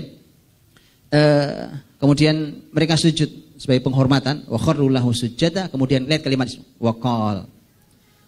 Yusuf berkata, sebenarnya Yusuf dulu ngadu pertama tentang mimpinya, ya abati hadza ta'wilu ru'yaya min qabl. Ya, inilah takwil mimpiku yang dulu. 80 tahun mimpi baru kejadian. Qad ja'alaha rabbi haqqan. Ini Allah Rabbku menjadikannya dia benar nyata. Bahwa ini kejadian betul. Wa qad ahsana bi id akhrajani minas sijn. Dan dialah Allah yang telah mengeluarkan aku dari penjara. Ini Bapak Ibu dirahmati Allah SWT, ini luar biasanya Nabi Yusuf. Ini akhlak para Nabi. Apa yang membuat Nabi Yusuf di penjara? Kan sebenarnya tidak jauh dari rangkaian saudara-saudaranya ini. Saudara-saudaranya itu Bapak Ibu. Saudara-saudaranya itu sampai detik ketika mereka minta bantuan. Minta bantuan karena kering di negeri Syam. Dan mereka ke Mesir. Dan mereka belum tahu kalau menteri itu saudaranya, Yusuf, gitu ya. Mereka itu masih gitu bicaranya tentang Yusuf. Masih ngungkit-ngungkit Yusuf dengan bahasa jelek. Karena Yusuf kan sengaja meletakkan itu kan, suwa'al malik gitu. Buat petakaran itu diletakkan di karung adiknya kan. Supaya dia bisa nahan adiknya. Dia nahan Binyamin. Kan? Begitu ketahuan bahwa inilah pencurinya, padahal bukan mencuri. Dan itu sudah direncanakan oleh Yusuf. Yusuf sudah bilang ke adiknya. Ya sudah bilang, ini sudah direncanakan, sehingga adiknya juga tidak kaget. Tapi mereka kaget. Begitu mereka kaget, adiknya nyuri, mereka bilang, kalau dia nyuri nggak aneh. Dulu saudaranya juga tukang nyuri. Siapa maksudnya? Yusuf alaihissalam. Jadi memang mereka ini Masya Allah gitu. Dan orang hasad sudah puluhan tahun tuh bisa nggak hilang. Hasad puluhan tahun bisa nggak hilang. Nah, jadi itulah ketika seperti itu maka tolong dijaga. Tuh. Hasad memang tidak mudah, kita berlindung pada Allah, bersihkan hati kita itu. Dan ternyata ini akhlak para nabi, Pak Subhanallah, tawadhu dengan rendah hati kita. Dan sudah sampai menyakitkan segitu panjangnya, dari mulai diceburin ke sumur terus sampai puluhan tahun itu masih jahat. Tapi begitu bicara dengan ayahnya, Yusuf hanya berkata, menyebutkan cuma satu masalah hidupnya. Padahal masalahnya banyak banget kan. Coba satu disebutkan. Alhamdulillah Allah mengeluarkan aku dari penjara ya. Cuma urusan penjara. Urusan penjara. Dan penjara pun tidak ada hubungannya langsung dengan saudara-saudaranya. Jadi nggak ada yang disebutin tuh.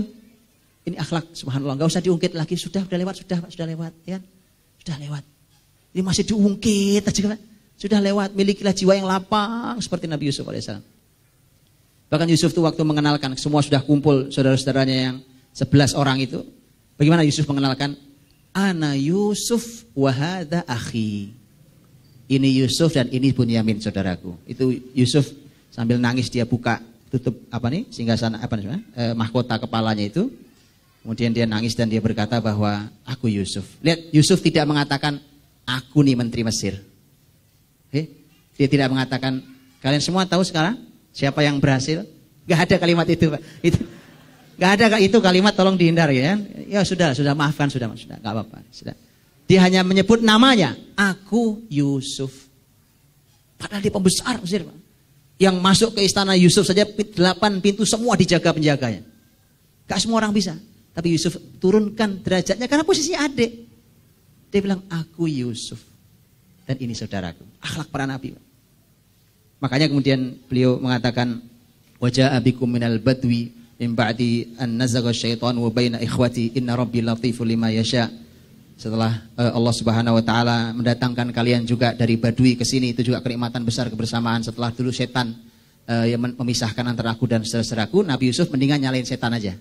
Udahlah yang salah setan, ini memang salah setan yang salah ya, bukan kakak-kakak saya, enggak apa-apa. Ini pemaaf luar biasa. Terakhir sekali, setelah semua kenikmatan didapatkan Yusuf, setelah perjalanan panjang terbiah Allah Subhanahu wa taala, sekarang berkumpul semua dengan orang tuanya, keluarganya, kakak-kakaknya, semua bahkan masyarakatnya, bahagia mereka di Mesir, sebuah negeri peradaban saat itu. Kemudian dia berdoa, Rabbi qad ataitani minal mulk. Ya Allah, sudah kau berikan kepadaku kerajaan. Wa 'allamtani min ta'wilil ahadits, dan telah kau ajarkan kepadaku tafsir mimpi. Diulang lagi.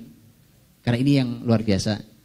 Fatiras samawati wal ard, engkaulah yang menciptakan langit dan bumi. Anta wali fid dunya wal akhirah. Engkaulah yang menjadi waliku, penolongku di dunia ini dan di akhirat. Semua perjalanan ini engkau yang menolongku. Tawaffani muslima wa alhiqni bis salihin. Wafatkan aku dalam keadaan muslim dan kumpulkan aku bersama orang-orang soleh. Doa terakhirnya orang setelah semua kenikmatan itu sudah. Yang tersisa tinggal, ya Allah wafatkan aku sebagai muslim. Dan pertemukan aku dengan orang-orang soleh.